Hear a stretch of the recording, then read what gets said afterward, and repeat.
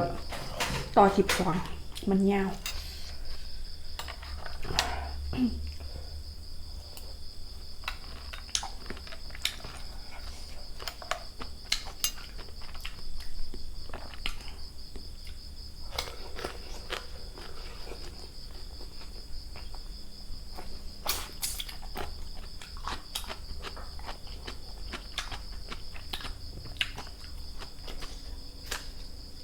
คอยยิงแถวใส่คอยจะบอกให้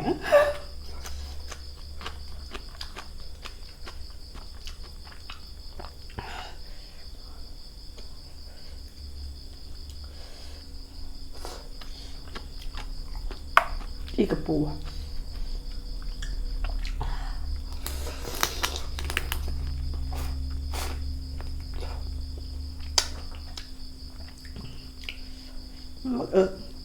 มาอึกแซ่บเนี่ยมีหมูซุ่มกินได้เนาะกินน้ำกันนะแซ่บ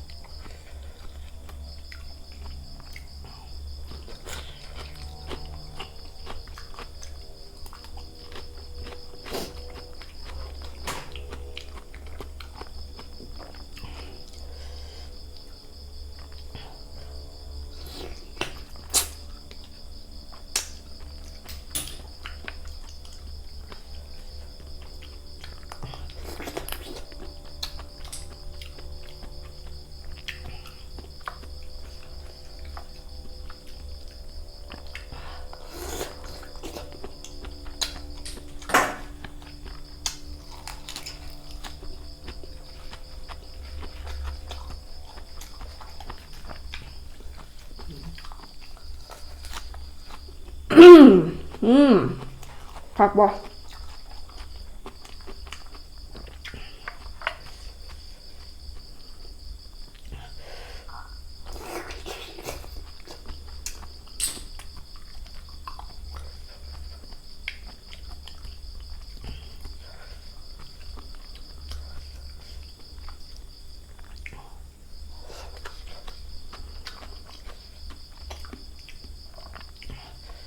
โห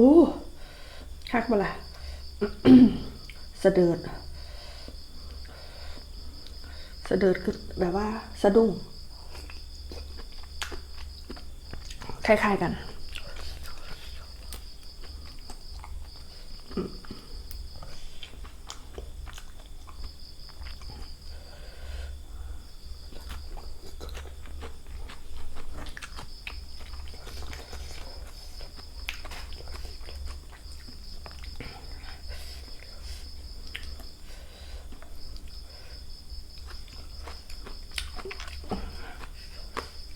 โอ้หลายคักเป็นหอยแครงเด้อ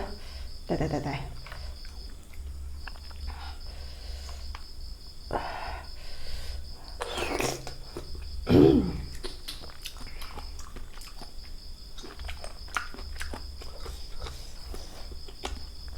กือบลวงลงคอ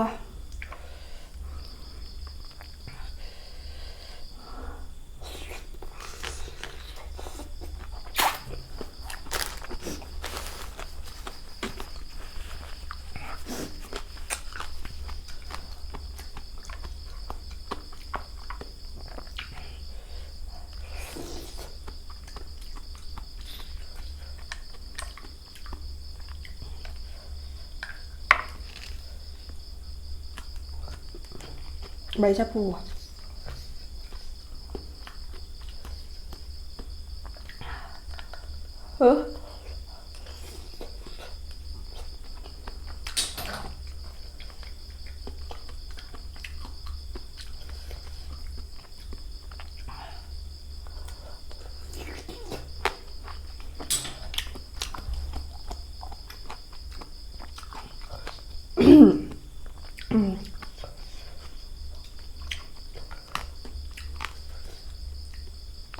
กินมันก็มีไก่แฮมกระหึ่มอีหยังกันแน่ล่ะ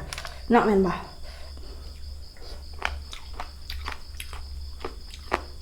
ข่อยว่าตัดออกมาข่อยแต่มันเป็นอย่างสิเลย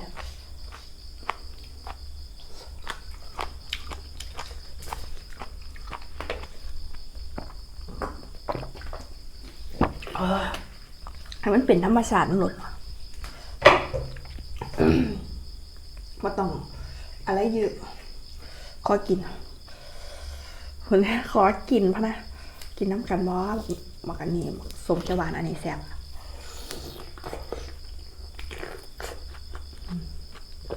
หวานพักเบรก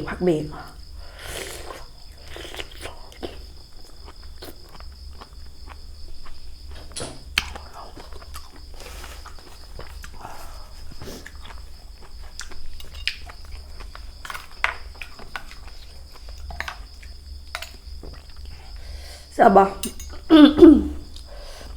ต่ำไส้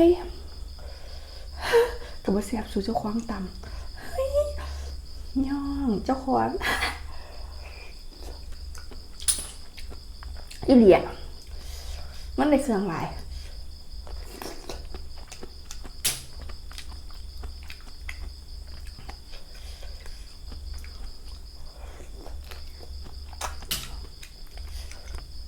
ตับเองมาต้องมาว่า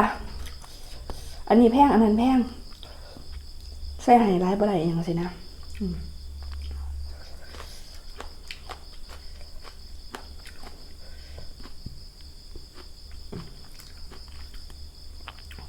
ข่อยอยากบอกว่าข่อยเริ่มชิบะไว้แล้ว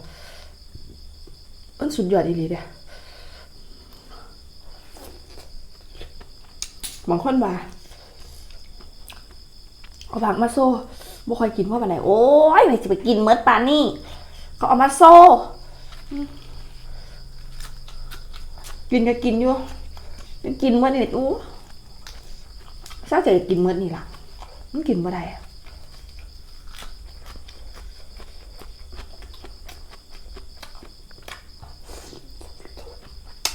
โทรศัพท์ข่อยซัมบอนเดย์เข้าไปแน่นนี่ได้เนาะผักเนาะเนี่ยคือจังเสียเดย์เข้าไปเอานี่จังสิข่อยสิป้อนไปให้เมืองนอกหมดเลยเพิ่นข่อยสิบ่ได้ซื้อแพงเนี่ยมะเขือเนี่ยเอาเจ้าเอาไปนี่จังสินะ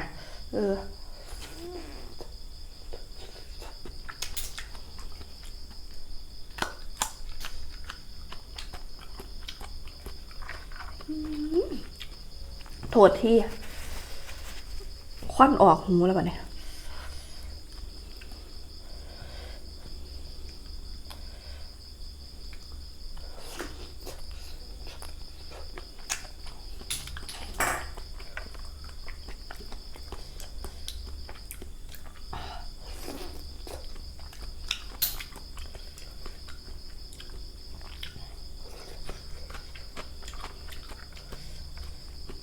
ส่วนหอยแครงเจ้าสิมักลวกแบบใดแบบมีเดียมแบบมีเลือดคือข่อยลวกคลิปอันนั้นบ่นับเลยต้มน้ำเดือดๆฟดบกมันบ่เทน้ำลงไปเลยค่ะ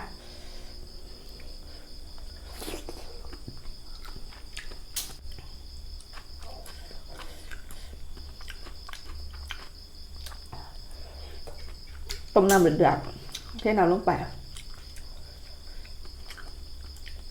โอ้มันเต็มต้มน้ำเดือดๆเทน้ำลงไปพะน้ำเผ็ดแห้งไรบ่ม่วงเดือดแล้วเทใส่ในหอยแครงแล้วบัดเนี่ยเทใส่น้ำบ่นับเลย1 2 3 4 5 6 7 8 9 10 11 12 13 14 15 16 17 18 19ฮอด30หรือ25ฮอด30พ่อแล้วฟึบเทหอยแครงใส่ตะกร้า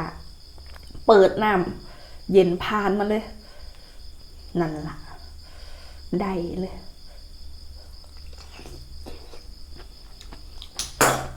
เจ้าสีเอาแดงแบบใด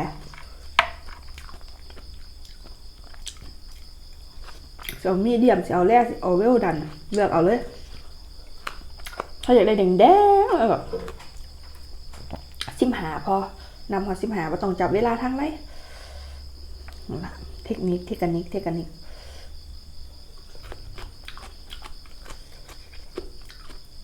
บ่ต้องไปวัดอุณหภูมิน้ำฝดบุบเทจวกจวกแล้วมันบ่สังเกตบ่เนี่ย แล้วแต่หอยใหญ่หอยหน่อยเด้อหอยหน่อยนี่20พอถ้าหอยหน่อย20พอถ้าเอาแบบแดง10 15ถ้าหอยใหญ่ๆน่ะกินมื้อละบ่หอยใหญ่หอยใหญ่น่ะ25 ถึง 30นั่นแล้วถ้า1 นาทีพอดีเนื้อเหลือง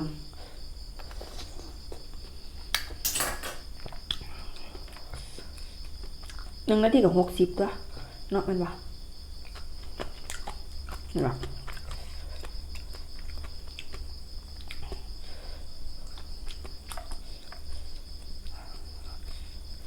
โอ้กุ้งค่ะข่อยอิ่มกุ้งเป็น10บุญอะอย่าเขียนให้แม่ได้ลูกเด้อว่างวันนี้ก่อนอิ่มแล้วพี่น้องเอ้ยขออิ่มแล้วชุ่มเจ้า